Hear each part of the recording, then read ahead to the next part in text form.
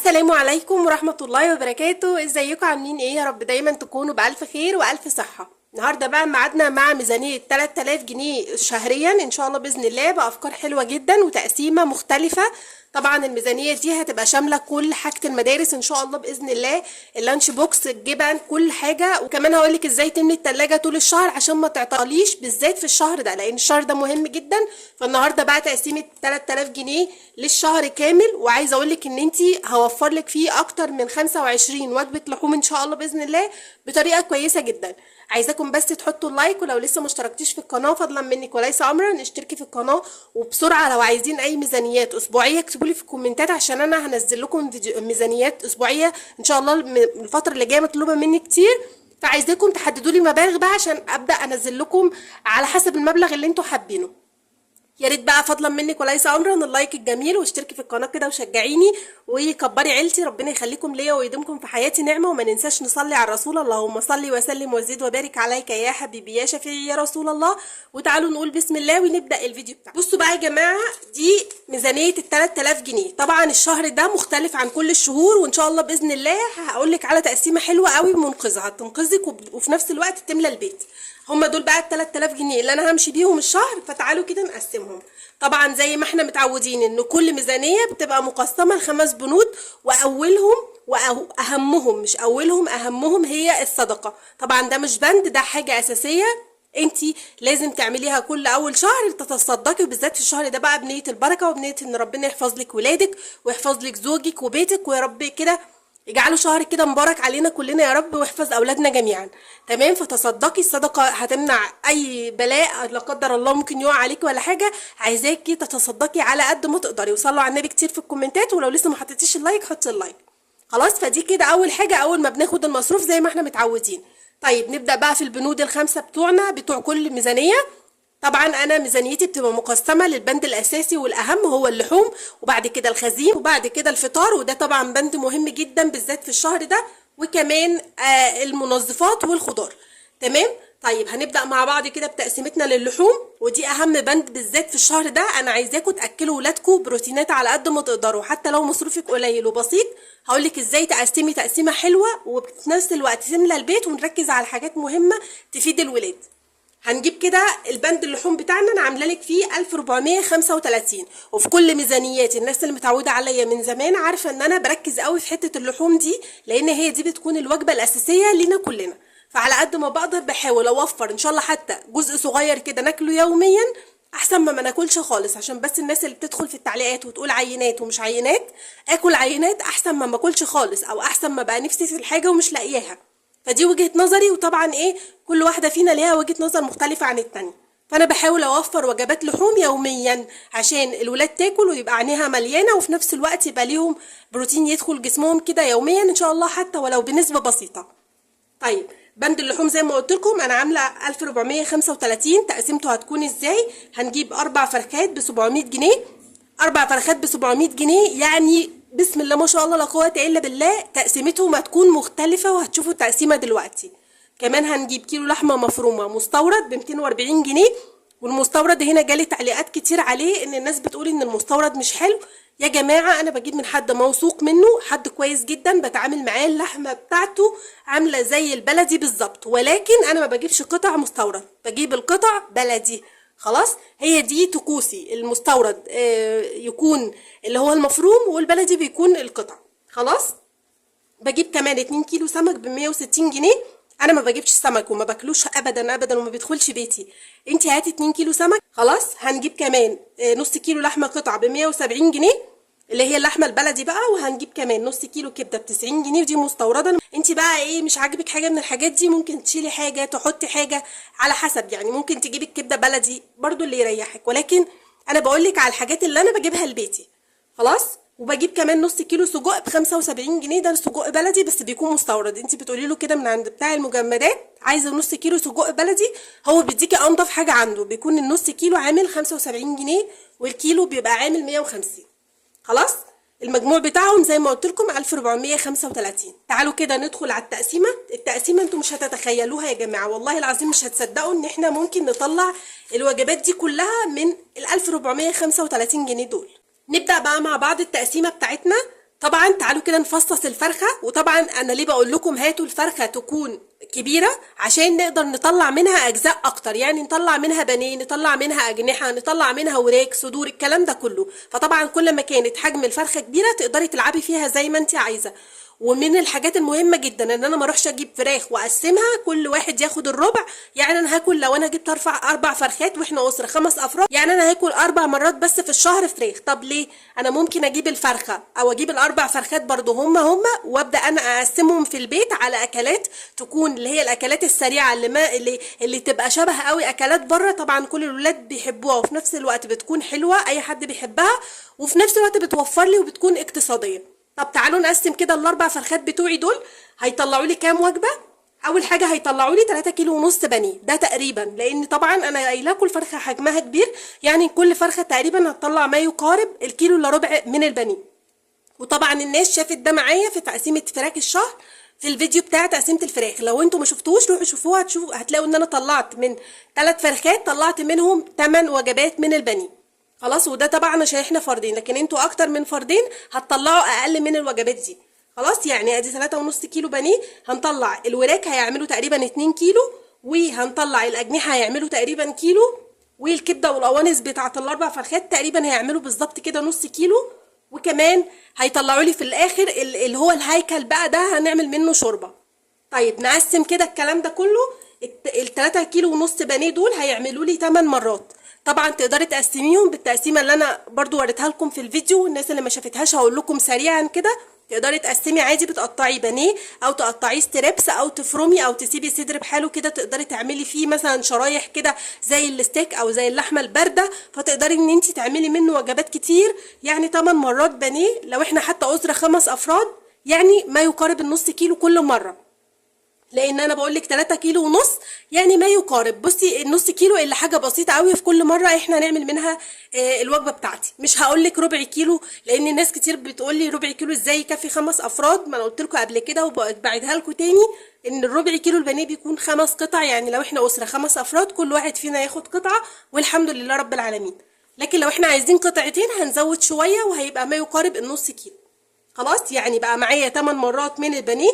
وكمان الوراك بتوعي هعملهم على 3 مرات. 3 مرات هقسم الورك نصين، وهعمل كل مره على حسب بقى عددنا، عايزه تشويهم، عايزه تقليهم، عايزه تسلقيهم، اللي انت حباه. المهم ان انا هعملهم على 3 مرات او مرتين. خلاص، طبعا دي حريه شخصيه، وبفضل ان انت تقسمي الورك على 2 عشان ناكل اكتر ايام اكتر، مش ناكل مره واحده ولا مرتين وخلاص. انا دايما بقتصد في الحته دي عشان اكتر في الايام، يعني كل يوم تقريبا اكل فراخ. وطبعا سامحوني على صوتي، انا عندي برد وعامله شاي بليمونه اهو، فسامحوني جدا وادعوا لي دعوه حلوه بالله عليكم ان ربنا يشفيني انا وانتوا معايا لحد هنا. حطوا لايك امانه عليكم، لو لسه ما اشتركتيش فاشتركي وشجعيني. خلاص، طيب بعد كده هندخل على الاجنحه. الاجنحه كلها هنعملها مره واحده، هنقطع الجناح 2. يعني طبعا الضفر احنا بنرميه، هيتفضل معايا الجناح عامل زي ال7 كده، والحته اللي هي الصغيره دي هنقسمه على 2. وفي كل مره ممكن نعملها كوكي او ممكن نعملها بالصوص كده بالبصل والكلام ده كله، او صينيه مشويه، اللي يريحك. المهم ان انت تقدري تقسميها، والافضل ليك ان انت تعمليها كوكي مع شويه مكرونه، بتبقى خطيره بجد، بتبقى حلوه جدا ومن الاكلات الاقتصاديه. ولو هنشتريها بره كيس، اللي هو الكيس الجاهز ده، هتبقى غالي جدا، بتعمل مثلا بتاع 200 جنيه ولا حاجه. فاحنا هو هنعمله كده بشويه حاجات فايزين عندنا في البيت. خلاص، نيجي بقى بعد كده للكبده والقوانص. هنعملها مره واحده على بعضها كده نص كيلو. النص كيلو ده هنعمله مره واحده لو احنا اسره 5 افراد. لو احنا اقل هنعمله على مرتين، او هي مره حلوه لان هم هيبقوا 4 كبدايات و4 قناصات. خلاص، وطبعا تكتري لهم البصل والطماطم والفلفل وتوابلك الجميله، واعمليهم كده طاجن حلو، ممكن تدخليها في الفرن. ممكن جنبها يوم اروح عاملاها لوحدها كده بالعيش، او اعمل جنبها شويه مكرونه او شويه رز او شويه بطاطس محمره وشويه سلطه، والامور بتمشي.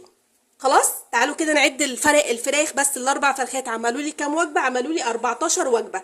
ادي 8 و3 ادي 11، وادي 8 و3 11، وادي 2 يبقوا 13 وجبه. 13 وجبه الفراخ بس عملت لي 13 وجبه، وبسم الله ما شاء الله اكل كويس وكميته حلوه قوي، مش عينات زي ما انتوا بتقولوا.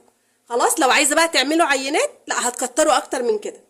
خلاص. تعالوا بقى ندخل على البند اللي بعد كده. طبعا انا عامله لك هنا 1 كيلو لحمه مفرومه، وقايله لكم ازاي تضاعفوا كميه اللحمه المفرومه، ان احنا هنحط عليها فول صويا او برغل او بصل اللي يريحك. المهم ان الكيلو ده هيبقى ما يقارب ال2 كيلو بعد اضافه الحاجات اللي احنا هنحطها. هنعمل منه كام وجبه؟ هنعمل منه 6 مرات، 6 وجبات. يعني تقدري تقسميها معصجه، تقدري تقسميها برجر، تقدري تقسميها كفته رز، تقدري تقسميها كفته عاديه، حواوشي، اللي يريحك. معاكي 6 وجبات من اللحمه المفرومه، العبي فيهم براحتك وهتبقى كميه حلوه قوي. مش ربع كيلو، لا اكتر من الربع كيلو.